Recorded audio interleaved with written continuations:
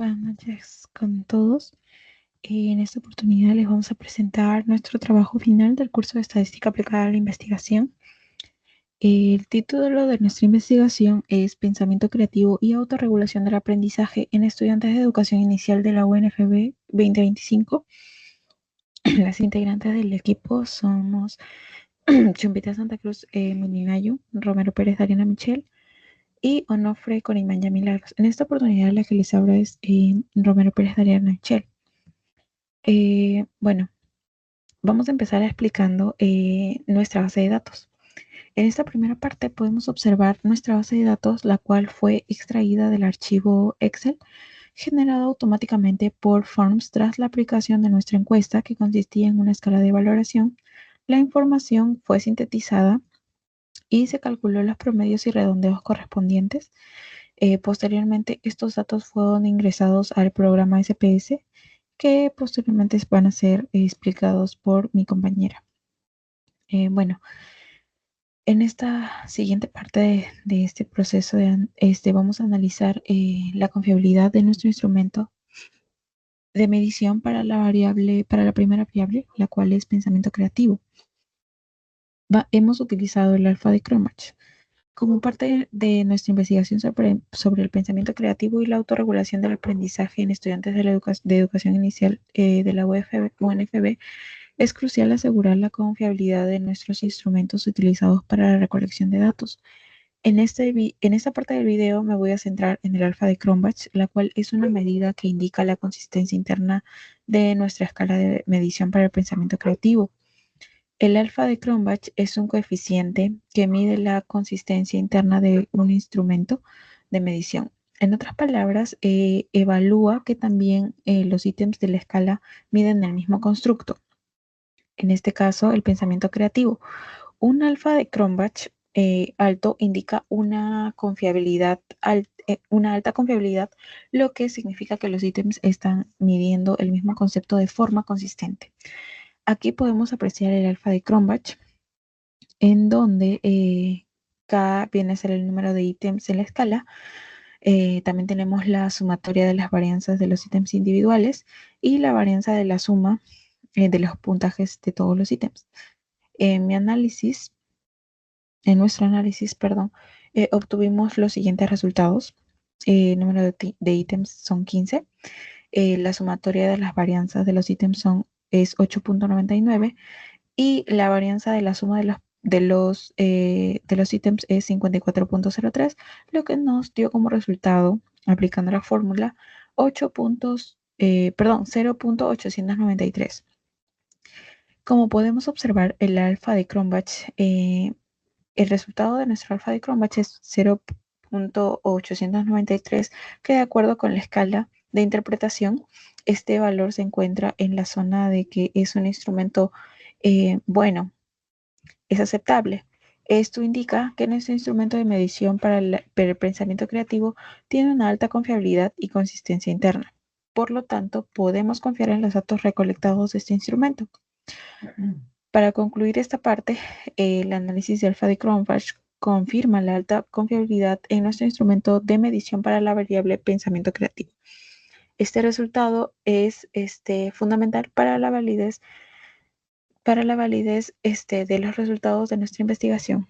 En la siguiente parte vamos a analizar el alfa de Cronbach también, pero para nuestra segunda variable, la cual es autorregulación del aprendizaje. Bueno, la autorregulación del aprendizaje se refiere a la capacidad de los estudiantes para controlar y gestionar su propio proceso de aprendizaje. Al igual que con la variable anterior, también es fundamental asegurar la confiabilidad de la escala utilizada para medir esta variable. Como recordatorio, tenemos que el alfa de Cronbach mide la consistencia interna de una escala, indicando que también los ítems miden el mismo constructo. De nuevo, un alfa alto indica una alta confiabilidad. Para esta variable obtuvimos los siguientes resultados.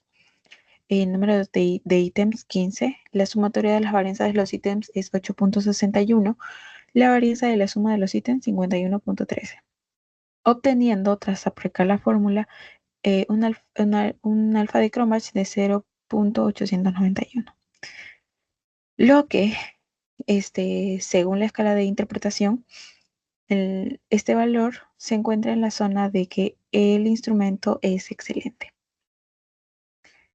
Entonces, podemos concluir que tanto para el pensamiento creativo como para la autorregulación del aprendizaje, los análisis del alfa de Cronbach muestran una alta confiabilidad de nuestros instrumentos de medición. Esto nos permite confiar en la calidad de datos recolectados para nuestra investigación. Siguiendo con nuestro Excel, tenemos lo que es la tabla de frecuencias. Si bien en las secciones anteriores analizamos la confiabilidad de nuestras escalas de medición, ahora nos vamos a centrar en la descripción de datos obtenidos para la variable, primero, pensamiento creativo. Como podemos observar, nuestra variable tiene 3 dimensiones, cada una consta de 5 preguntas. Bueno, como decía, vamos a centrarnos en la descripción de los datos obtenidos para la variable del pensamiento creativo a través de tablas de frecuencia y un histograma. Para comprender mejor la distribución de datos, utilizaremos las tablas de frecuencia, que resumen la cantidad de observaciones en diferentes categorías o intervalos. Esta tabla muestra la distribución de frecuencias para la variable pensamiento creativo. Las columnas representan la categoría, en donde tenemos nunca, casi nunca, a veces, siempre y siempre. También tenemos los intervalos, que son el rango de valores numéricos que corresponden a cada categoría. El FI, que es la frecuencia absoluta, la cantidad de estudiantes que pertenecen a cada categoría. El HI, que es el porcentaje de estudiantes que pertenecen a cada categoría. Podemos observar que la mayoría de estudiantes se encuentran en casi siempre, seguida de siempre, mientras que las categorías nunca y casi nunca representan una frecuencia cero. Esto sugiere que la mayoría de los estudiantes muestran un nivel alto de pensamiento creativo. En el histograma podemos visualizar la misma información que en la tabla de frecuencias. Cada barra representa una categoría y su altura corresponde a la frecuencia absoluta o relativa de esta categoría. El histograma nos permite apreciar de forma más intuitiva la distribución de los datos, confirmando la alta frecuencia en las categorías casi siempre y siempre. Para la construcción de este histograma se determinó el número de intervalos utilizando la regla de Sturges, en donde n es el total de observaciones, en este caso N22, se obtuvieron 5 intervalos con una amplitud de 12 puntos cada uno. Bueno, como resumen de esta primera parte de la tabla de frecuencias y el histograma, tenemos que nos proporcionan una descripción clara y concisa de la distribución de la variable pensamiento creativo, mostrando una alta prevalencia en niveles altos de pensamiento creativo en la muestra estudiada. Ahora vamos con la tabla de frecuencias, pero para nuestra segunda variable, la cual tiene 2 dimensiones. Nuestra segunda variable es autorregulación del aprendizaje. Al igual que antes, vamos a utilizar también la tabla de frecuencias y también el histograma para comprender mejor la distribución de los datos de autorregulación del aprendizaje. En la tabla presenta la distribución de frecuencias para la variable autorregulación del aprendizaje. Las columnas nuevamente representan la categoría nunca, casi nunca, a veces, casi siempre y siempre. El rango también de valores numéricos que corresponden a cada categoría. También tenemos phi, la frecuencia absoluta, el número de estudiantes en cada categoría, y el HI, la frecuencia relativa, el porcentaje de estudiantes en cada categoría. Observamos que al igual que en la variable anterior, la mayoría de los estudiantes nuevamente se encuentran en casi siempre y siempre.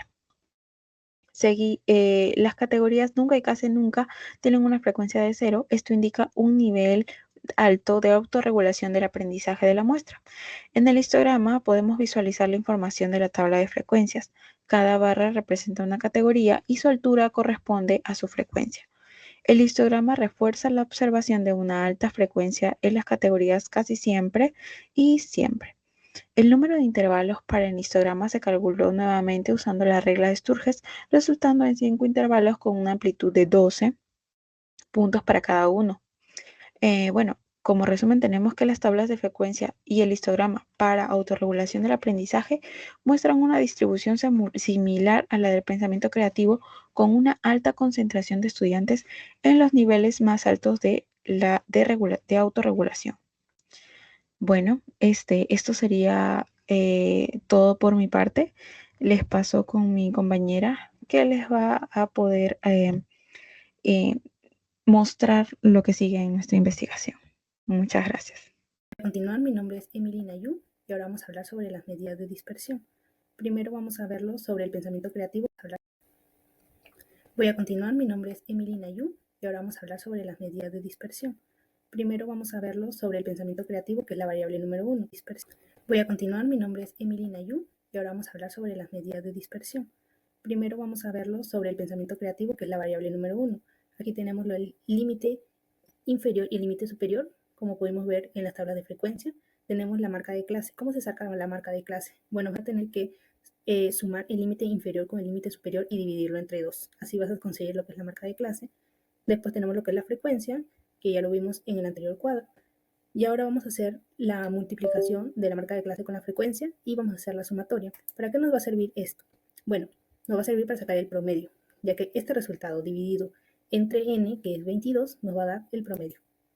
Después, ¿cómo sacamos la varianza? Bueno, vamos a seguir completando el cuadro. Acá vamos a poner lo que es el promedio. Después vamos a poner la marca de clase menos el promedio. Acá están los resultados. Después vamos a poner eso mismo, pero en la potencia 2. Acá están los resultados. Y por último lo vamos a multiplicar con la frecuencia. Y acá están los resultados.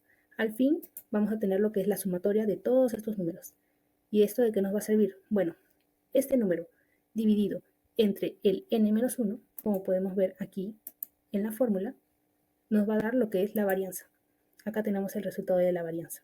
Después tenemos la desviación estándar. ¿Cómo lo podemos sacar? Bueno, simplemente esto lo vamos a poner la raíz cuadrada, como acá podemos ver, raíz de este resultado. Y así vamos a obtener lo que es la desviación estándar. Después, ¿cómo sacamos la covarianza? Bueno, con lo que es la desviación estándar lo vamos a dividir entre el promedio y eso vamos a multiplicarlo por 100. Y así la covarianza va a ser de 14.5 en porcentaje. Lo mismo tenemos aquí con la autorregulación del aprendizaje, que sería prácticamente el mismo proceso. Tenemos el promedio, la varianza, la desviación estándar y la covarianza. Ahora vamos a continuar con lo que es la tendencia. Bueno, tenemos aquí el mismo cuadro anterior con lo que es el límite inferior y el límite superior, la marca de clase, la frecuencia, acá tenemos la frecuencia acumulada y después la multiplicación entre la marca de clase y la frecuencia. Acá tenemos los resultados. Ahora vamos a utilizar esta fórmula para sacar la media, o también conocida como promedio, que es lo mismo que sacamos anteriormente, que era de 58.63. Después vamos a obtener lo que es la mediana. Para lo que es la mediana vamos a tener que primero sacar la posición de cuál vamos a trabajar los datos. ¿Cómo se saca la posición? Bueno, vamos a utilizar esta pequeña fórmula que es n entre 2. Como cuánto vale n, pues valía 22, así que la posición va a ser donde se encuentre el número 11. Pero como no hay 11 aquí en la frecuencia acumulada, tenemos que utilizar el número que esté más cercano, entonces sería el número 15. Entonces vamos a utilizar todo lo que es esta recta. Vamos a encontrar primero acá los datos que necesitamos para la fórmula y después vamos a operar. Si nos damos cuenta, primero estamos utilizando el i, que sería 51. ¿Por qué 51? Porque es lo primero que aparece aquí en lo que es el límite inferior. N, que es el número total de las variables, aquí está. La posición anterior al 15 también, que sería el número 4. El phi, que es el 11. Y el i, que significa cuánto aumenta el límite inferior del límite superior. En cuánto aumenta. Entonces sería 12. Utilizando esta fórmula, aquí estamos operando y nos daría que la mediana sería de 58.6. Después tenemos lo que es la moda. Bueno, la moda igual. Vamos a primero verlo de cuántos intervalos hay. Bueno, hay 5 intervalos y vamos a utilizar lo que es la fórmula. Aquí primero vamos a ver de nuevo el i, el phi menos 1, que sería 1 anterior. Tenemos el phi más 1, que sería 1 después. Tenemos lo que es también cuánto aumenta intervalo a intervalo. Aquí están puestos todos los datos y después vamos a operar aquí con la fórmula. Acá podemos ver cómo es la fórmula escrita y aquí en Excel.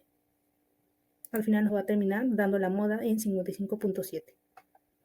Es muy normal de que los números salgan muy parecidos, en realidad es mejor todavía de que te salgan muy parecidos, porque eso va a significar que la recta curva entre los tres están bastante pegados. En realidad el que discierne más aquí entre entre los números de la mediana, de la media y de la moda sería la moda, porque es el número más lejano, en cambio la media y la mediana están muy cercanos. También tenemos lo que es la coeficiente de asimetría. Acá tenemos lo que es la fórmula. Y ahí nos explican cómo sacamos. Necesitamos restar el, el promedio o media menos lo que es la moda entre lo que es la desviación estándar, que lo sacamos en la anterior parte del Excel. Entonces acá reemplazamos los datos y nos sacaría una respuesta de 0.34382. Aquí lo que queremos ver con el coeficiente de asimetría es de que sea un número más aproximado al cero. ¿Por qué? Porque eso va a significar de que no hay mucha diferencia entre la simetría. ¿Por qué? Porque acá se ve como una curva.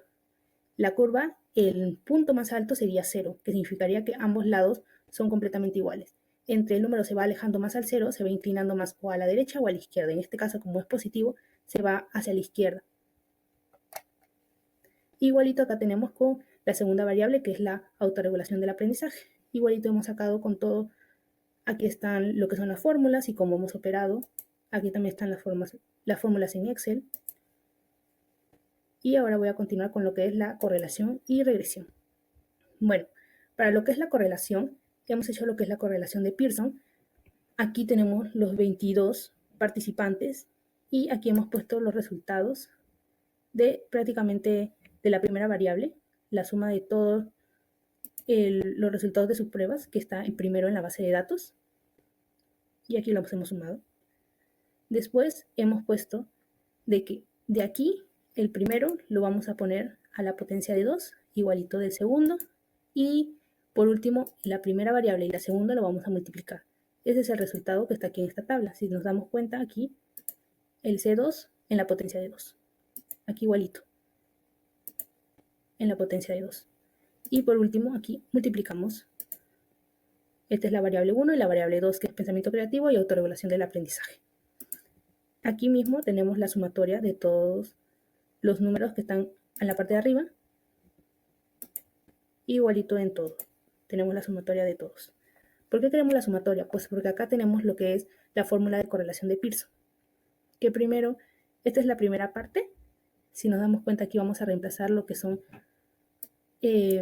los datos, ¿no? Primero, ¿qué significa 22? Pues significa n por el número de datos. Después es 78.671, que sería el aquí, la multiplicación. Después, menos es 1295, que sería la sumatoria de la primera variable.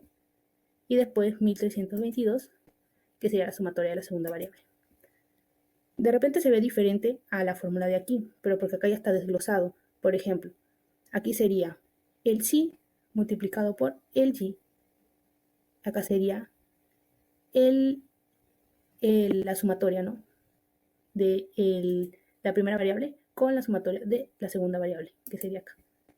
Solo es una multiplicación cruzada, este con este y este con este, y en el medio la resta. Por eso está así. Después acá también hemos desglosado la parte baja para separarlo en dos partes. ¿Por qué lo hemos hecho así? Porque después estos resultados nos van a servir para después hacerlo en la recta de regresión. En la parte de abajo vamos a poner n, también la sumatoria de esta fila. Después vamos a tener que restar menos la sumatoria de x y cerramos el corchete. Y después por n de nuevo, y después vamos a multiplicar por la sumatoria de y al cuadrado menos la sumatoria de y a la potencia de 2. Resolviendo todo esto, aquí nos salen los resultados y cuánto valdría la correlación de Pearson.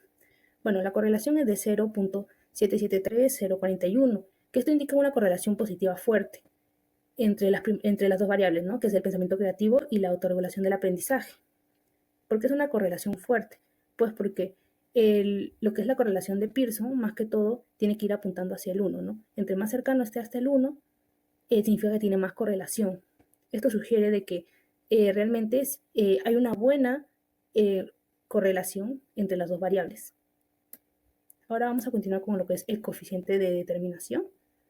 Bueno, el coeficiente de determinación es prácticamente que vamos a utilizar la respuesta de la correlación de Pearson, que está aquí, y lo vamos a poner a la potencia de 2, que acá como podemos ver en la fórmula, estamos utilizando esto y lo ponemos a la potencia de 2 y nos va a dar el resultado. Esto después lo podemos pasar al porcentaje y podemos decir que esto indica que la determinación es de 59.75%.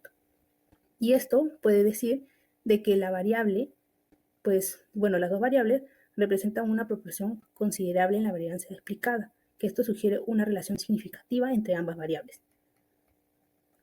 Después, tenemos la recta de regresión. Bueno, en lo que es la recta de regresión, esta sería la fórmula inicial. Pero como nos podemos dar cuenta, y es igual a b sub 1 por x más b sub 0. ¿Cómo sacamos b sub 1? Bueno, acá está la fórmula. Y si se dan cuenta, aquí es la fórmula más larga, pero después la transformamos a esta que es un poquito más corta. Y si nos damos cuenta, esto se parece mucho a la fórmula anterior, que era de la correlación de Pearson. Si se dan cuenta, es prácticamente igual. La parte de aquí arriba es igual a esta parte y la parte de aquí es igual a esta parte. Entonces simplemente vamos a sustraer estos resultados aquí para realizar la fórmula. Si nos damos cuenta, lo primero que nos piden es esta parte de arriba, que sería la de aquí, y el resultado es de 18.772. Lo ponemos aquí. Entre el resultado de aquí, de la primera parte, que sería de 24.961. Y dividimos. Este sería el resultado de 0.752. Ahora, ¿qué más necesitamos? El b sub 0. Pero para hallar b sub 0, acá tenemos su fórmula, que sería que b sub 0 es igual a y menos b sub 1 por x. ¿Cómo hallamos esta y esta x? Pues acá está la fórmula. Sería la sumatoria de y entre n. Y eso lo podemos hallar en lo que es la tabla. Si se dan cuenta, aquí está lo que es la sumatoria de y, que es 1322, y lo ponemos aquí y lo dividimos entre n, que es 22. Nos da 60.09. Lo mismo con el otro, x. Acá está la sumatoria, que es 1295, y luego dividimos entre 22 y da 58.86.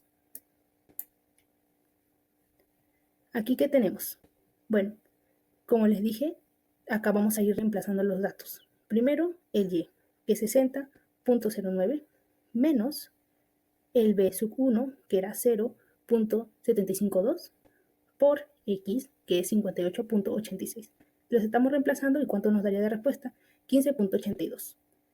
Aquí podemos ver lo que es la fórmula y vamos a reemplazar, porque ya tenemos el b sub 1 y el b sub 0. Y simplemente reemplazamos y igual a 0.752x más 15.82. Ahora vamos a armar el gráfico. Bueno, aquí lo vamos a armar de cero para ver cómo se arma el gráfico. Simplemente vamos a tomar lo que son aquí los datos, insertar gráfico. Si nos damos cuenta, lo primero que sale es el gráfico de barras, pero vamos a poner lo que es el gráfico de dispersión. Aquí está. Pero lo que más nos interesa en este gráfico, lo que es la línea, ¿no? Que es la recta de regresión, todavía no está puesta, entonces la vamos a poner nosotros. Aquí. Aquí ponemos línea de tendencia. Ahí está la línea. Y etiqueta. Usar ecuación. Y mostrar el R. Ya está. Después obviamente le podemos poner lo que es el título, que acá lo tenemos ya puesto en el que teníamos anteriormente colocado, que es influencia del pensamiento creativo y la autorregulación del aprendizaje. Aquí nos podemos dar cuenta si nuestra fórmula fue correctamente ejecutada. Si nos damos cuenta, está muy parecida, en realidad es prácticamente igual. Y también te sale aquí lo que es el coeficiente de determinación y prácticamente es el mismo. Eso sería todo de mi parte. Buenas tardes, soy Milagros y hoy les voy a explicar sobre el análisis de datos en el programa SPSS. Nos dirigimos al Excel en la tabulación de datos o en la base de datos. de nuestro trabajo, nos dirigimos especialmente a las respuestas de las preguntas que hemos realizado por variable. Nosotros tenemos 15 preguntas por variable, es decir, tenemos en total 30 porque son dos variables las que estamos trabajando, pensamiento creativo y autorregulación del aprendizaje. Como podrán ver, ambas variables tienen como instrumentos la escala de valoración, cosa que nos ayuda ya que son dos instrumentos iguales y lo validamos de la misma forma. Podemos ver aquí que el rango en el que vamos a calificar las respuestas va de 1 a 5, donde 1 es nunca, 2 es casi nunca, 3 es a veces, 4 es casi siempre y 5 es siempre. Nosotros tenemos 22 encuestados, ¿ok? Nosotros entonces lo que vamos a hacer es copiar y pegar de la base de datos o tabulación de datos del Excel hacia el programa SPSS. Tenemos la vista de datos y nos vamos a dirigir a la vista de variables. En los nombres vamos a colocar, como se puede editar, porque naturalmente viene con un código y nosotros lo podemos editar. En este caso P1, P2, P3, P4, pregunta 1, pregunta 2, pregunta 3, pregunta 4, pregunta 5. El tipo es numérico, así que vamos ahí. En los decimales, normalmente lo vas a encontrar en 2 y lo modificamos con las flechas, colocamos aquí y lo colocamos en 0. En etiqueta vamos a colocar las preguntas de nuestro cuestionario. Pregunta 1, pregunta 2, pregunta 3, así sucesivamente. En los valores, como ya lo había indicado, es una escala de valoración, por lo tanto va de 1 a 5. Nos dirigimos a medida donde normalmente podría estar como escala o nominal. Aquí lo cambiamos a ordinal para poder hacer el análisis. Y con esto ya sería todo. Ahora nos dirigimos a vista de datos nuevamente, analizar, la opción analizar, estadísticos descriptivos y frecuencia, porque lo que vamos a validar ahorita es la frecuencia. En el cuadro izquierdo se encontraría las dimensiones, o sea, las preguntas, pero yo ya las pasé porque yo ya realicé todo el procedimiento.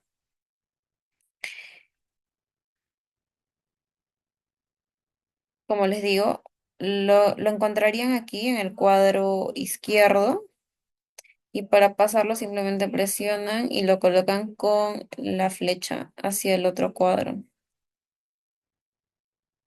Bueno, yo ya no lo voy a hacer porque ya lo tengo, pero ustedes presionan aceptar una vez que ya tengan todos los puntos en el cuadro derecho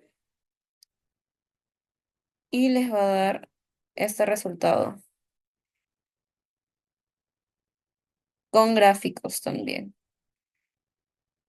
Estas son las tablas de frecuencia por pregunta. Como podrán ver, por cada tabla va a sumar 22, lo cual es correcto porque tenemos 22 encuestados. Y todas mis tablas de frecuencia son por dimensiones, o sea, por las preguntas que yo he colocado en mi cuestionario.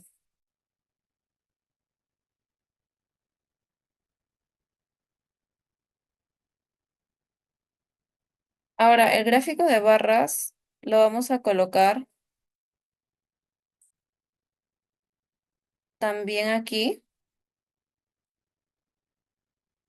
Es lo que también nos va a arrojar, pero lo que podemos hacer es editarlo para que nos dé la frecuencia de cuántos encuestados son los que están en la categoría veces, casi siempre o siempre, y también el porcentaje. Entonces hacemos doble clic y nos dirigimos a este cuadrito con una cruz donde podemos etiquetar, ¿no? Y simplemente presionamos. Aquí ya hice el procedimiento, incluso le cambié de color y lo dirigí a una imagen tridimensional.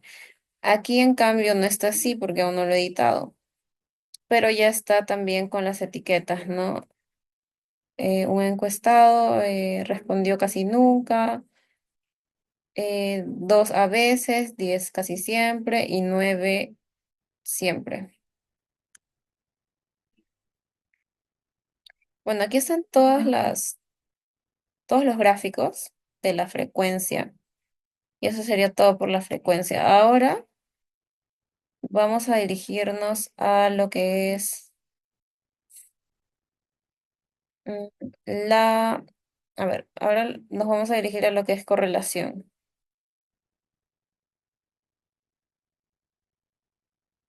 En este caso vamos a trabajar por variables, ya no por dimensiones, porque va a ser un poquito más fácil. Y lo mismo, en la tabulación de datos sumamos eh, por encuestado, ¿no? Todas las dimensiones del encuestado uno me suman 64. Del encuestado 2, 66, 60, 62, así sucesivamente. Igual con la variable de autorregulación del aprendizaje. Entonces tenemos nuestras dos variables, nuestros totales. Nos dirigimos a analizar, nos dirigimos a correlaciones, a bivariadas. Y antes que me había olvidado, un momento. Tendríamos que colocar aquí, ¿no? En la vista de variables, el nombre, editarlo, como ya lo había dicho, decimales cero.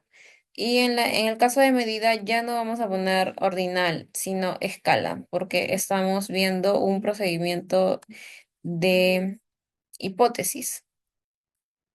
Entonces nos vamos a las correlaciones nuevamente, bivariadas. En el cuadro izquierdo vamos a encontrar lo que está ahorita en el cuadro derecho, pero yo ya lo pasé.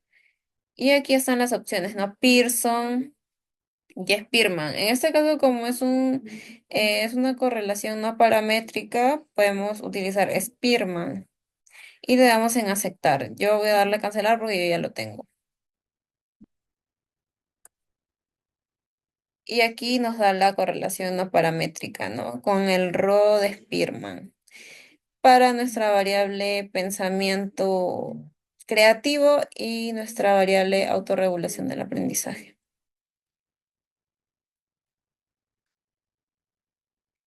Ahora también hemos sacado la normalidad.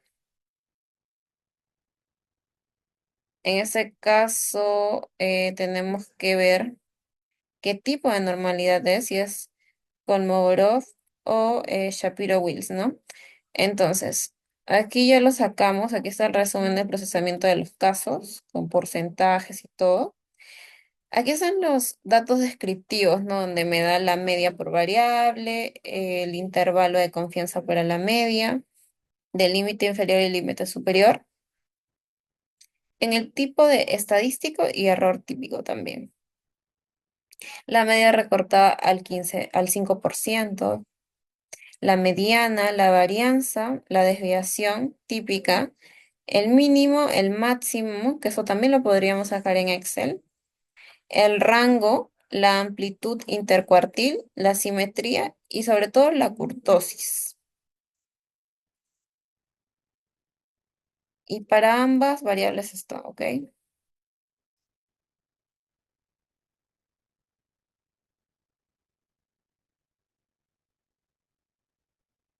Y aquí tenemos los gráficos, ¿no? Normal esperado de la primera variable que es el pensamiento creativo, la desviación de normalidad, igual para la segunda variable el normal esperado, la desviación de normalidad.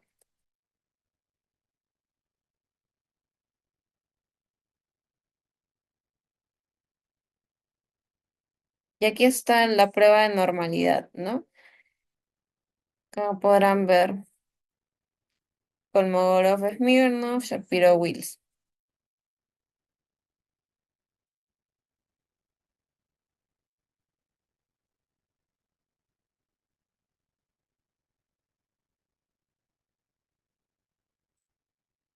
Entonces, también hemos visto los gráficos de dispersión para las pruebas de normalidad sin tendencias, como lo podrán ver. Y eso es lo que vamos a colocar en el Word y lo que hemos pasado al Word. Simplemente tenemos los resultados aquí en el programa SPSS y lo colocamos al Word de nuestro trabajo final para poder interpretarlos, porque no solo es necesario el, el resultado de todo este proceso, sino también la interpretación. Y eso sería todo por mi parte. Muchas gracias.